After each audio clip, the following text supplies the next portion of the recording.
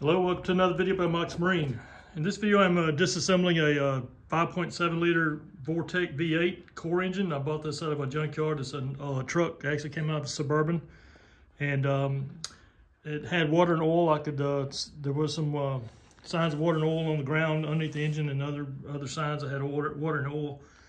It's actually antifreeze and oil because these have closed cooling systems, not open in a boat. But I was kind of curious about what the source of the water and oil was, and I just found it. So these engines have a chronic problem. These type intake manifold gaskets, the plastic ones, deteriorate due to the Dexcool coolant. Let me see if I can get over here so you can see this. So you can see this gasket's broken down, the seal is let go, and that's where the antifreeze is getting into the oil system. I see no cracks in the block anywhere else, so it's a good sign that this engine is in good shape, other than the water and oil. So I'm gonna try to clean it up, get it prepped. And one of the things I'm doing for some of my customers is to save money. I'm taking the engines like this, cleaning them up, and just reassembling them without rebuilding. I want to check the compression in, of course, and make sure the compression is good. But this is more than likely the cause of the problem. It's why it's got water in the oil. So hopefully it means the block is good and everything is fine. I'm gonna take the heads off, clean it up, put it back together with marine head gaskets, change out the bearings. Of course, I'm gonna mic the cylinders, make sure everything's good, then reassemble it, put it back together with new rings, bearings, head gaskets, and it should be good to go. It'll save a lot of, save about $1,000 in machine costs compared to machining it back to new. Okay, continue with this teardown, this 5.7 Vortech V8. Looks like I got my hopes up a little bit too premature. So this is the port cylinder head side. I've already just took the port cylinder head off. That's number 7, number 5, number 3, and number 1. It doesn't take a rocket scientist to figure out something's wrong with number 1. We got the little with the twisted sister act going here. So you see how the pistons, see all these valve reliefs are pointed this way. That was pointed that way. That means that piston, the rod's broken inside, and the piston's spun or twisted inside the bore. That can be a really bad thing, or it can be not. It's bad, but it's not. It could be catastrophic, or it might not be catastrophic. Depends on what I find when I get inside. But we definitely got at least one broken rod. So fortunately, the customer's old engine, I think I salvaged 3 rods out of it. This video will be in the same playlist as the other engine I took apart for this customer, or the customer's original engine, and I believe it'll salvage 3 rods out of that, so I can possibly use that rod, or one of those rods. But we have at least one bad rod, possibly. So this rod and this cylinder and that cylinder share the same journal in the crank, and if one goes, it usually takes the other out with it. So we'll see what happens. So now the heads are off, I'm going to go ahead and take the valve, the lifters out, and I'm tagging them 1 through 16, and once I get them out, then I can take the oil pan off, flip it over, and see what condition the inside of this engine. Okay, I now have the oil pan off this 5.7 Vortech and to take down or tear down, and so it looks like number 1 cylinder has a broken rod. It's right there. That's why the piston's twisted. So the rod broke. The main cap is still on the journal on the crankshaft, so looks like this damage might be minimal. The rod's obviously got to be replaced, the piston's got to be replaced, but looks like the crankshaft might be okay. So I'm going to continue to tear it down and see what I got. I don't see any cracks yet. Still trying to check on that.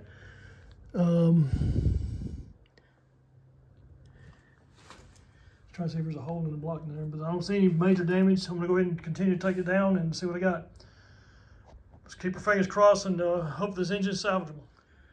All right, looks like the damage is minimized. So this engine apparently continued to run after the rod broke, because you can see there's kind of a wear pattern where it continued to, this still spins on the bearing. And the knot was not the bearing itself, but this piece here flying around and hitting inside the engine. It gouged out a little bit of the block right there, but it's not major, not any major damage. And it doesn't appear to be any loose bearings, so it looks like this crank's in pretty good shape.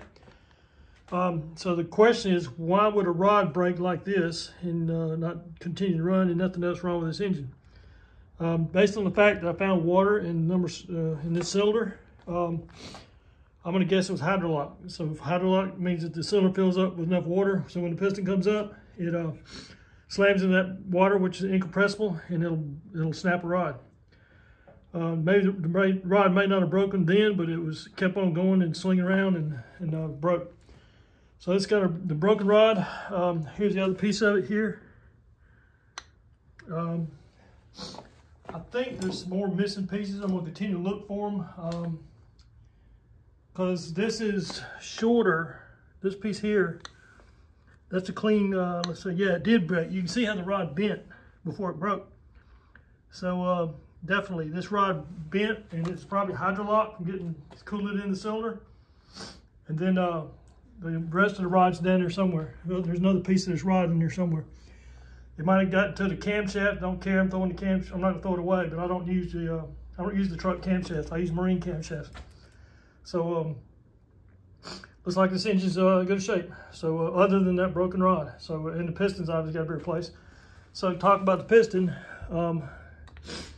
Flip piston over, you can see these kind of like little scratches on the top. Those circular scratches. Those are not scratches. That's where the piston was hitting the valves, or the valves are hitting the piston. As in, this engine kept running for quite some time. That's how it wore that down. See, that's not a clean break. That's worn down from constant spinning and heating stuff. So this engine continued to run after it broke the rod, and so those little marks on the top of the piston are for where it hit the valves. So the valve, at least on that cylinder, the valves are going to have to be checked for straightness and see if they got bent. I typically do a valve job on this anyway, so we'll see how that goes. But I'm pretty, I guess I'm okay with this engine. It turns out to be a decent purchase. I'm going to get the rest of these rods out and check the condition of these bearings and see what the condition of the crankshaft is. But looks like we got a good deal. All right, I've got all the main caps off on this engine, on this crankshaft, and any hopes of using this crankshaft as is with some polishing has just been dashed. So this number 3 main bearing, it's got some severe wear, severe scoring, and the main bearing cap, or saddle, no, the main bearing cap, it's got a severe groove in that bearing there. That's about a little less than a 1/4 inch wide and about a 32nd, somewhere around maybe 50 thousandths inch deep. That's a bad score. This is absolutely no way to save by polishing. This has to be turned. I don't know if it's going to take 10 thousandths or 20 thousandths under to get this straightened out, but it's in pretty rough shape. That's more than just, I mean, it's more than just scoring my fingernail. It's some deep grooves and deep score in there. So this crank is not usable as it is, so it's got to be turned. So let's go over here to the block. So I got the block completely stripped down, and use a dial bore gauge to check the clearances. And if we go like this, we can see I've got it set up to 0 as 4 inches, and it's got about 2.5 thousandths right there, which is way more than you allowed. There's 2.5 thousandths at the bottom of the bore. 2.5 thousandths, almost, well, 3 thousandths there. 2.5, okay, I'm sorry. I'm good, I'm gonna shoot the right angle here. About 2.5 thousandths there. So in this direction is 2.5 thousandths, and on the side direction it's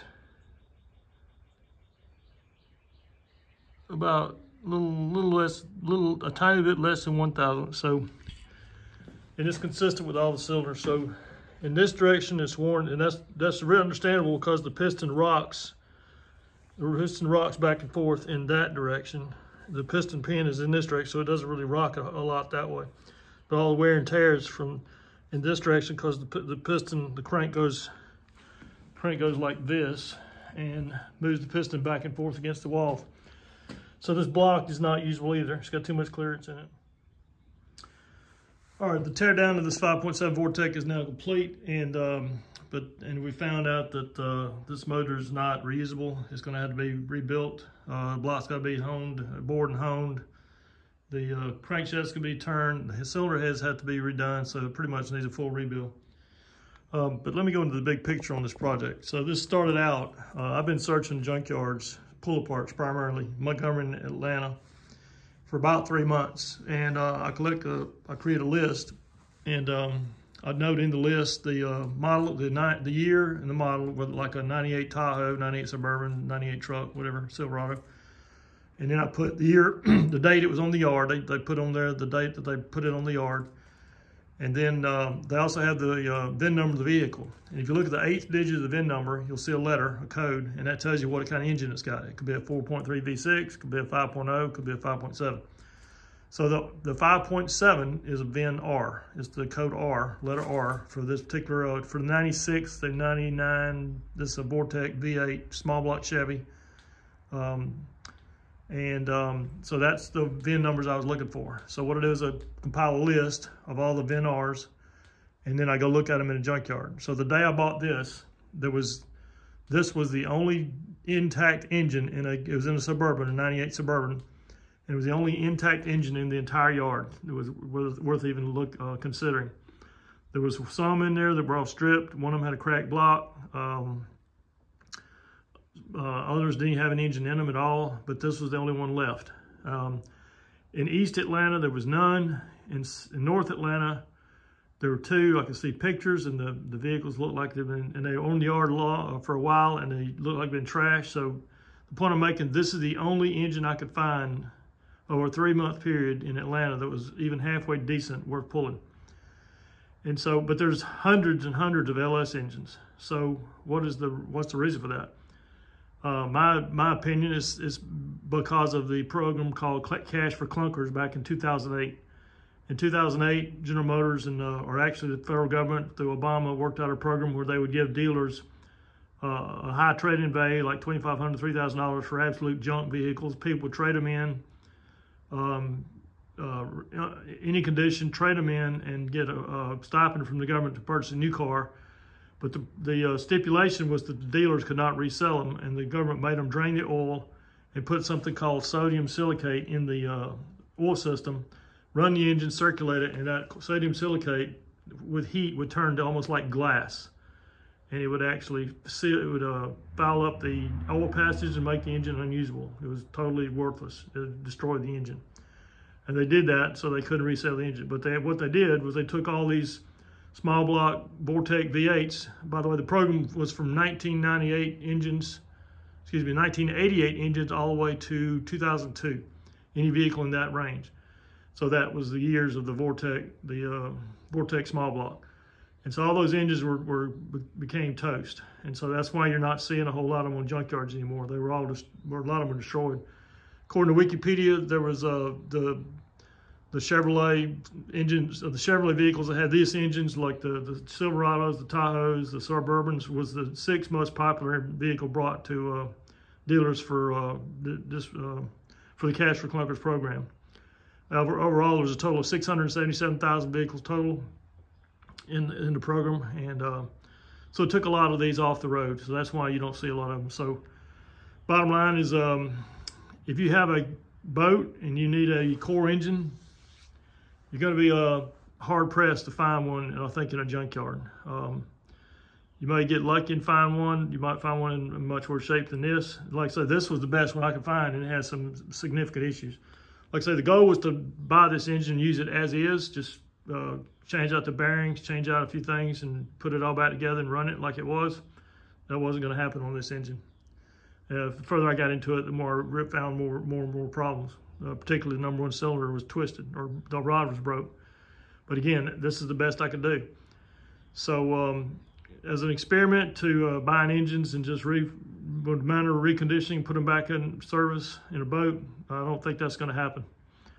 And so the point is, LS motors are going to start being the core engines for boats for small block Chevy, because there's just few and far these in between. You might could buy a reman from somewhere else that's already built for $5,000, $6,000, $7,000. Good luck with that.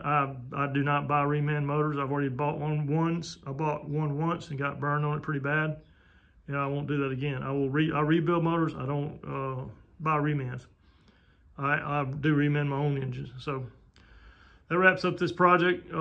It's not in the direction I intended to go, but we've got a core here that we can machine and get back to good as new, and I'm going to discuss it with the customer. So thanks for watching, and subscribe to the channel if you haven't already, and hit the like button. Thank you.